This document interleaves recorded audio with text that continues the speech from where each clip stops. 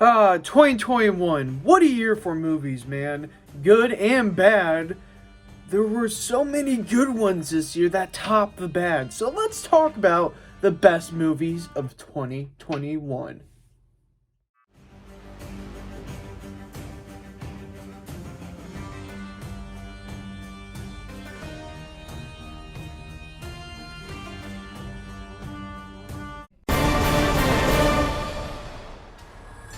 Shang-Chi was a big surprise to me, for the trailers did not look that good, but leaving that theater that night, I was very pleased with the fight choreography of probably the best fighting of any MCU movie, and the acting and the world building of this MCU movie. I was blown away by just everything from this MCU movie, and I think this is one of my favorite solo outings of an MCU movie since Phase 1. Hard to believe, but it's true.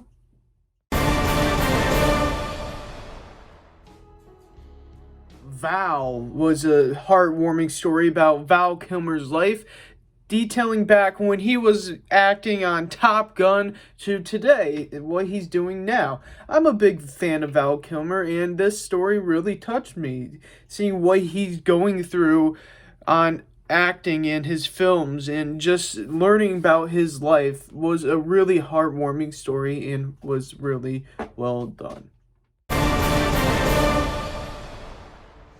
The Tomorrow War was a film that had an interesting concept that really paid off for me, with Chris Pratt fighting a war for humanity in the future, but boggled down by horrible reviews because of its political background of conservatism.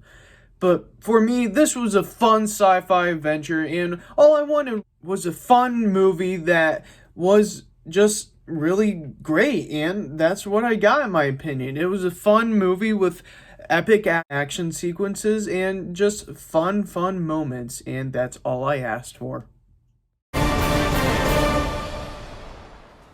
Batman, The Long Halloween Part 1 and 2. Hey, this proves my theory that Batman is a Halloween movie. I'm still calling it that, like Die Hard is a Christmas movie, but this is a Halloween movie. Don't care.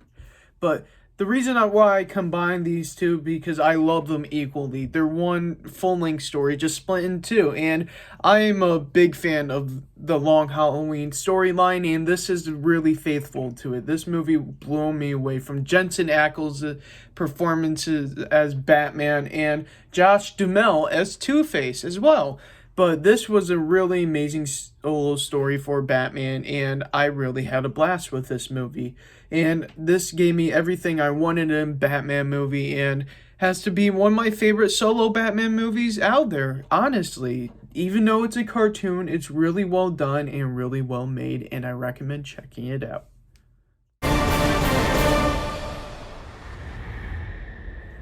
The Quiet Place Part 2. The anticipated Quiet Place 2 delivered some awesome story, some awesome action, and amazing acting. This movie lives up to its hype and was worth the wait because it just blew me away. The horror, once again, was really done well by John Krasinski, and I had a blast watching this movie. Free Guy was a love letter to video game fans and pop culture fans around the world. This movie was a really fun time, and I loved everything they brought to it. It was awesome. I clapped, I cheered, I laughed. Ryan Reynolds brings his A game to this performance, and it is an awesome love letter once again, and I recommend checking it out if you are a huge GTA fan, because it is awesome.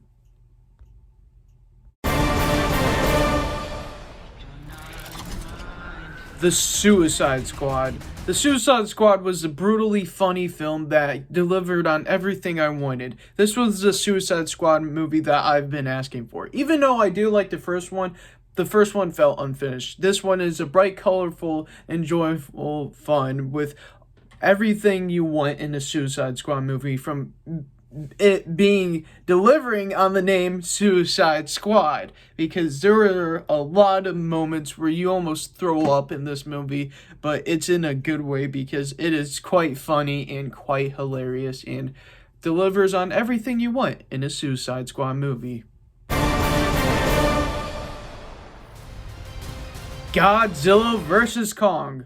What can I say, man? I was really hyped. I started Monster Month and anticipated of this movie. I invited my friends over to watch this movie, and what can I say?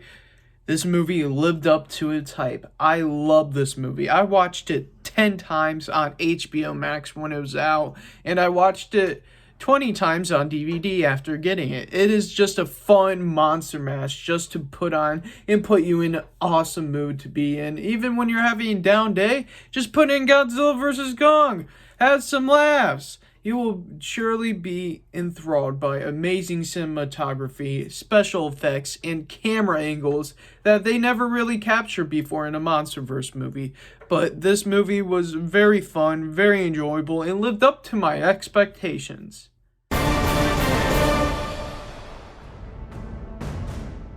Zack Snyder's Justice League. Sure, it's 4 hours long, but it's 4 hours long of everything that the 2017 Justice League should have been. This movie was amazing. It had my eyes glued towards the screen. I watched this movie so many times when it came out, even to the point where I bought it for $50 from Australia when it wasn't released. This movie was just amazing. I loved watching it. I loved just everything about it. Seeing the characters interact with each other. Seeing Steppenwolf be epic. This movie was a blast.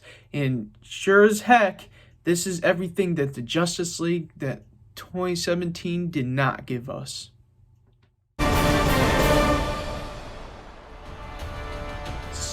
Spider-Man No Way Home. This movie was amazing. Start to finish, it had everything I wanted. Heck, after the movie, I literally got every figure that came out from Marvel Legends from this movie because that is how much I loved it. I rarely do that. The only other time I did that was with Godzilla vs. Kong. But this movie blown me away that much. It was everything I wanted a Spider-Man movie to be. Heart, the action, the villains, everything was there. The cheering, the clapping. It felt like seeing Avengers Endgame again. It was that amazing. It made me cry at some points, and it was everything I wanted a Spider-Man movie to be. So those were my favorite movies of 2021. Do you guys agree? Or if not so, what's your favorite movies of 2021? And yeah, that's all for this time. Punch out like button, face like boss. See you guys in the next show. Bye-bye.